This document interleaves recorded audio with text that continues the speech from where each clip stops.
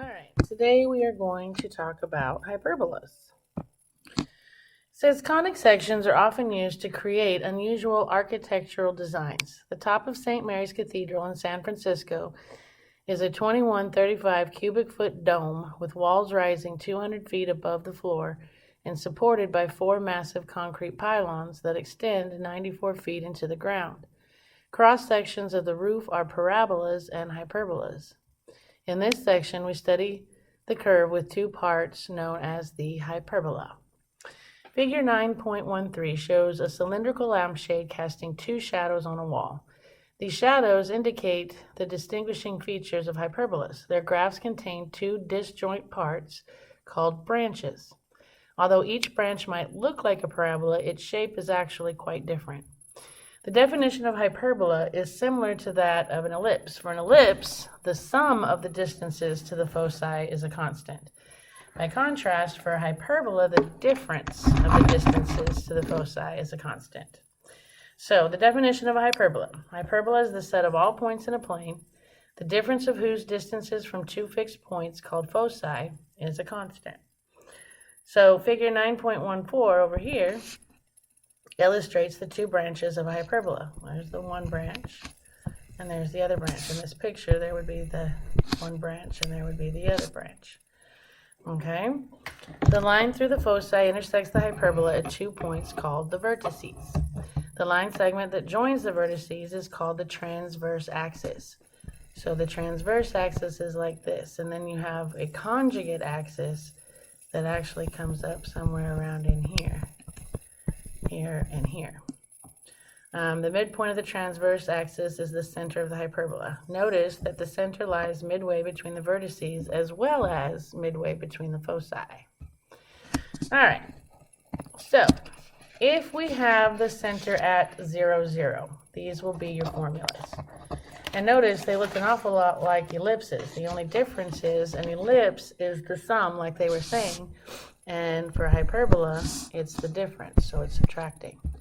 Your a squared is always the one that's under the positive square, and your b squared is always the one under whichever one is the negative, okay?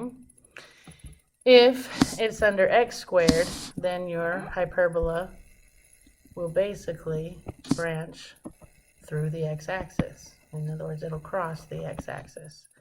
If the y is squared, if the a squared is under the y squared, then your hyperbola opens and it crosses through the x-axis. So it opens up and down. Okay? And then here's your formulas to find your foci, your vertices. Your semi-transverse axis is A. Your semi-conjugate axis is B. So that means your transverse axis is 2A. And your conjugate axis is 2B. Okay, so remember that. If they give you the transverse axis, to get your A, you have to cut that in half. And to get your B, if they give you the conjugate axis and not the semi-conjugate axis, you're going to have to divide by 2. We have the regular Pythagorean relation now. And your asymptotes are going to be these lines. And when your center is at 0, it's just whatever B is over A times X. It's just going to be this line up B over A, up B over A, and down B over A, down B over A, and you get these 2 asymptotes that look like that. Okay? And when it's the y, then it's A over B instead of B over A.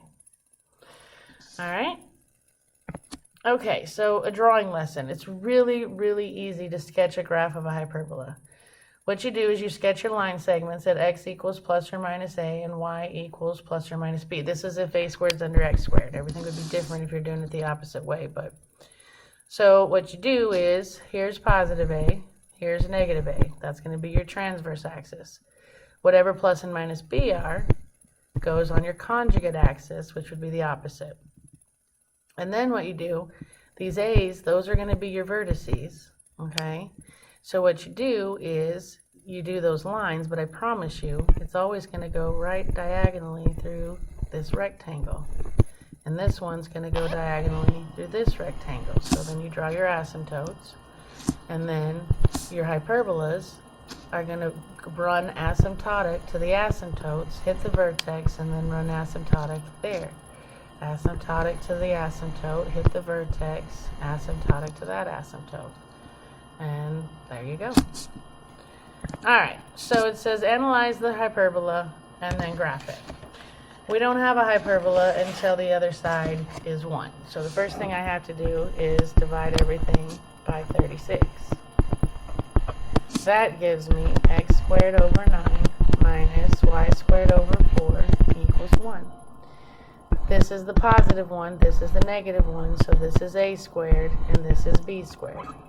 The first thing I always do is find my a, b, and c, especially if I have to graph. Okay? So, if a squared is 9, let's see, let me change colors here. If a squared is 9, then a is plus or minus 3. Ugh. Plus or minus 3.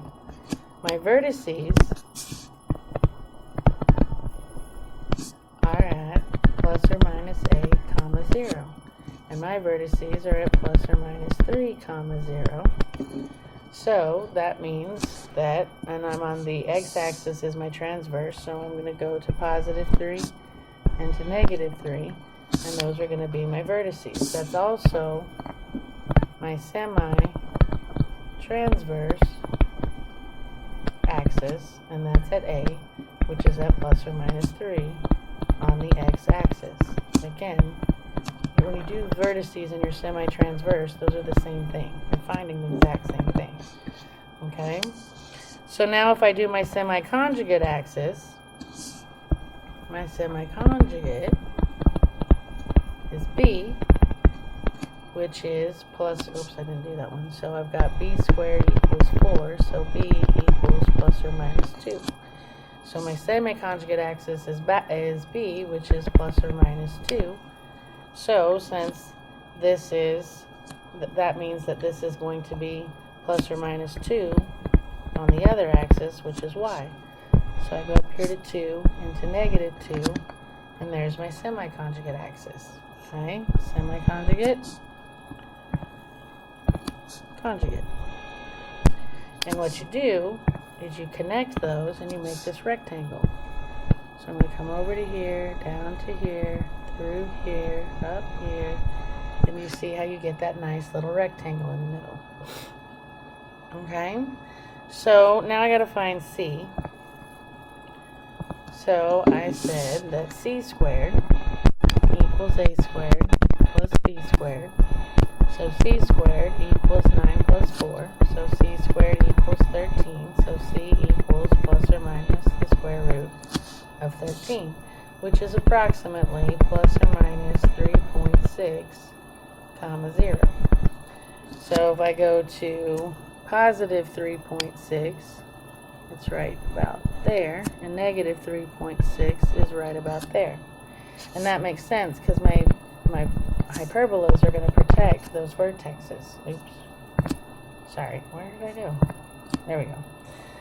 Alright, so I've got my C, which gives me my foci is plus or minus C, comma 0, which is my plus or minus 3.6, comma 0. And I plotted those, and there's my foci. Your asymptotes, I need a different color. How about light blue? Your asymptotes are going to be at y equals plus or minus b over ax. So that's going to be y equals plus or minus 2 over 3x, which means I would start at 0 and go up to right 3. Notice how I'm hitting that corner of the rectangle, and you always will because you forced it to. Alright, and then if I kept going up 2 over 3 again, and if I connect those, notice how it'll pass through the other corner of the rectangle. And if I do the negative one, down to right 3 puts me here, and that gives me this asymptote. So what I'm telling you is they're going to want you to write these equations out, but as far as actually graphing them, That's the whole beauty of hyperbolas. Are so easy to graph, because once you make that rectangle, you know where your asymptotes are going to fall. They're going to go through the corners of that rectangle you drew every time. Promise. Alright, so after we've analyzed it, we've gotten everything in the list, we've got the vertices, we've got the foci, we've got the transverse, we got the conjugate, we found C, we got the asymptotes. So we've analyzed it. Now all we have to do is draw the parabolas. And all you do, get a different color here, is you draw, you're going to go through your vertex and you're going to run asymptotic to the asymptote. So you're going to come like that. On the side, you're going to come down like this, and there's your parabola. I mean your hyperbola. Sorry. Alright, so let's try another one.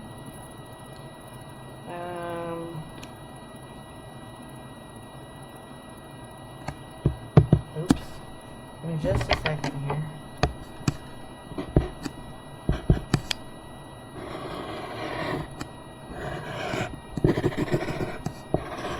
Okay, so on this one, y squared is positive. So this is my a squared, and this is my b squared. So I know that I'm using this. So I got my a squared equals 9. Oops.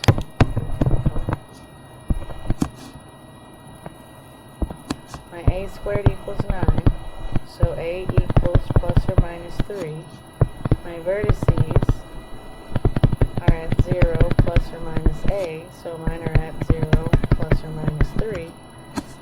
Okay, that is going to be up here and here. Those are my vertices, which is also my semi-transverse axis. It's going to be a plus or minus 3. So again, and those now are going to be on y, because this one's the vertical one. Okay, so I plotted those. Then I gotta find my semi-conjugate, so b squared equals 16, which means b equals plus or minus 4. My semi-conjugate is at b, which is going to be plus or minus 4.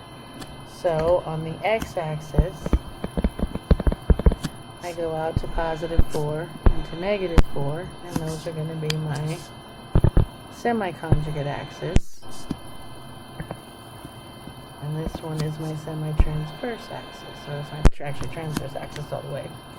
Alright, so if I draw my little rectangle in there, I'm going to come over, down, over, up, and over.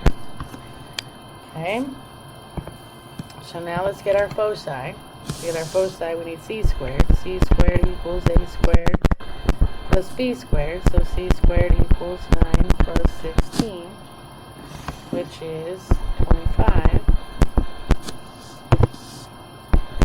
So c equals plus or minus 5.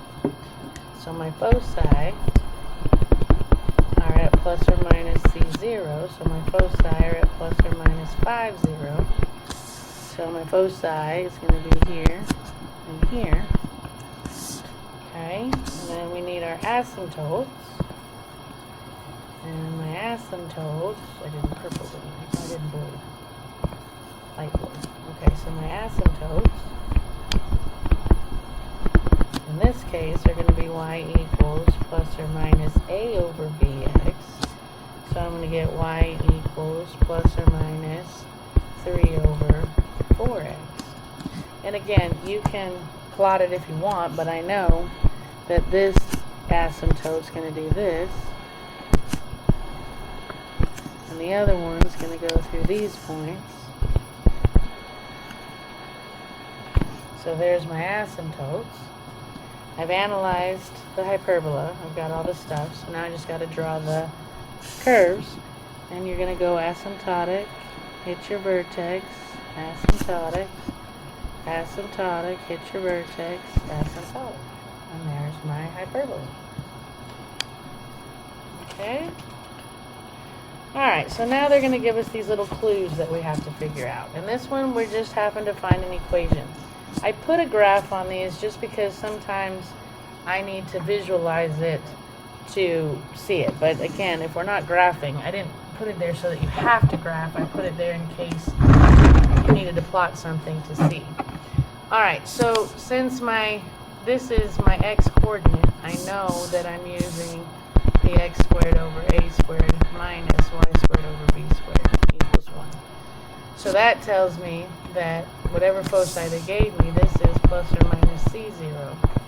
So that means c equals plus or minus 3, which means c squared equals 9. Okay, so what does that tell me? Well, I know c squared. What else did they tell me? They told me the transverse axis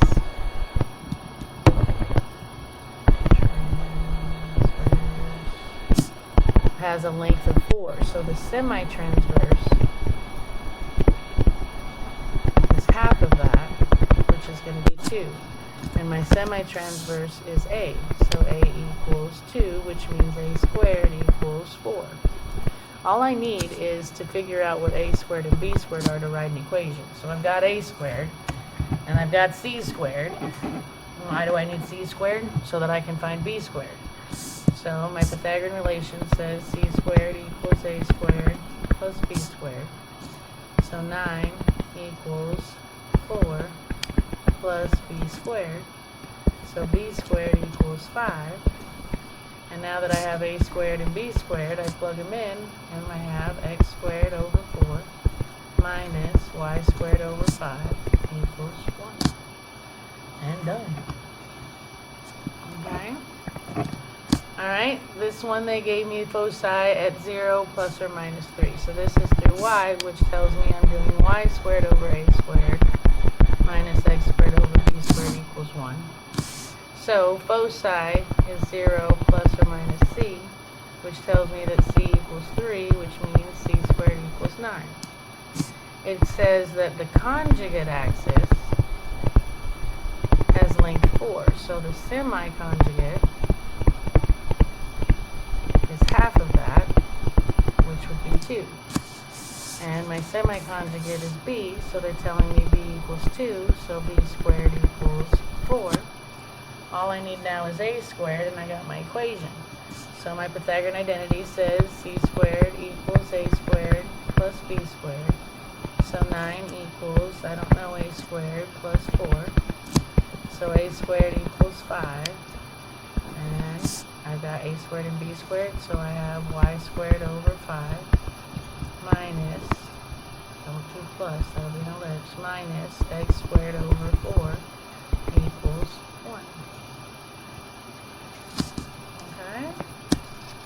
Alright, this clue they gave me was the foci and the vertices. They're going through y, which tells me I'm doing y squared over a squared minus x squared over b squared equals 1.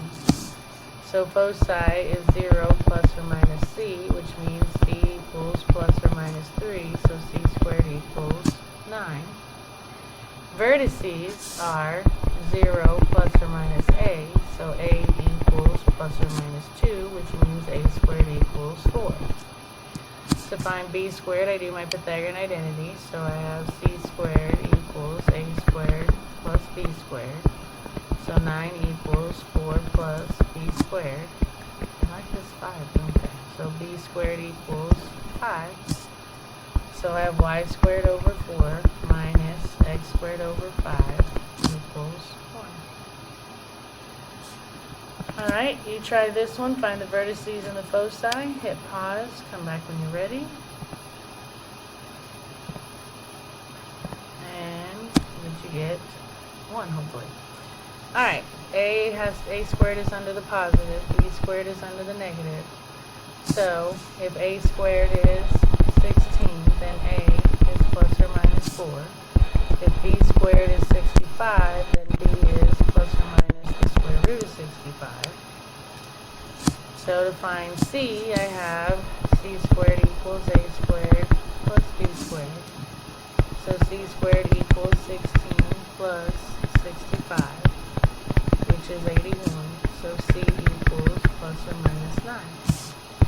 Alright, well they want vertices and foci. Vertices are at plus or minus a comma 0. So my vertices are going to be at plus or minus 4, 0. My foci is at plus or minus c comma 0. So it's at plus or minus 9, 0. So here's my vertices, here's my foci. Okay, you try this one, hit pause, come back when you're ready.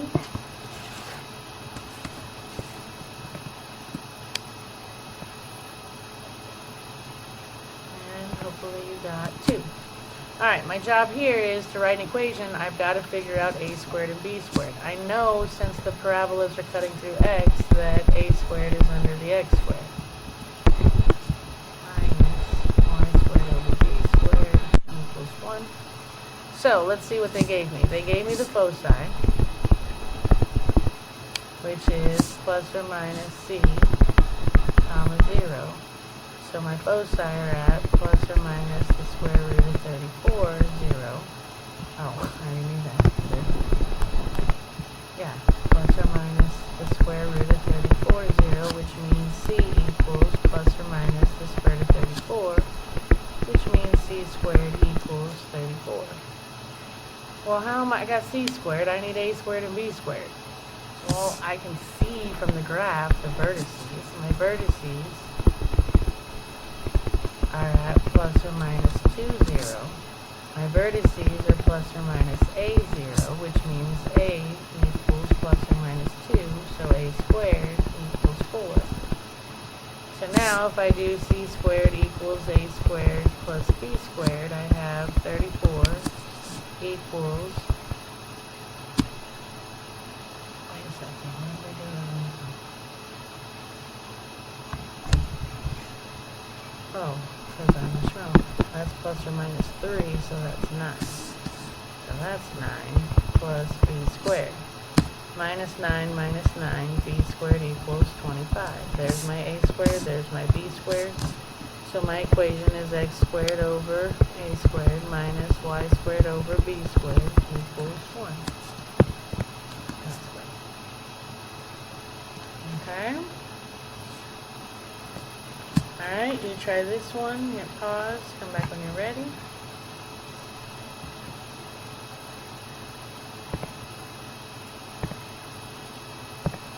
And hopefully you got 3. Alright, so since these are going through y, I know that I'm using a squared under y squared. So, vertices are at 0 plus or minus a, which means a equals plus or minus 9, which means a squared equals 81. Your foci are at 0 plus or minus c, so c equals plus or minus 10, which means c squared equals 100. So c squared equals a squared plus b squared, so 100 equals 81 plus b squared, so b squared equals 19. So I got a squared, I got b squared, I got my equation, plug them in, y squared over 81 minus x squared over 19 equals 1. Alright, try this one, hit pause, come back when you're ready.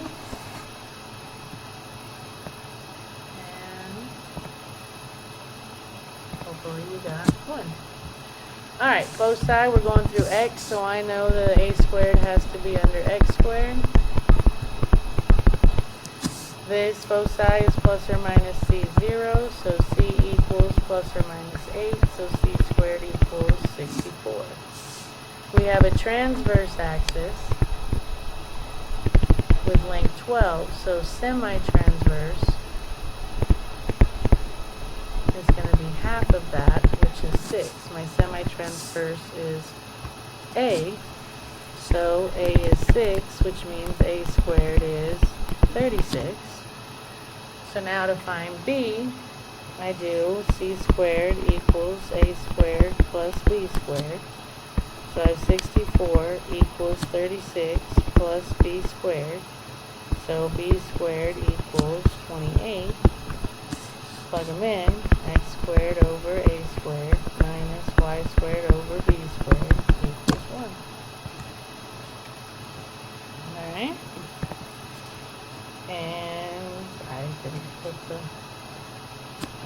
scales up to talk about the questions.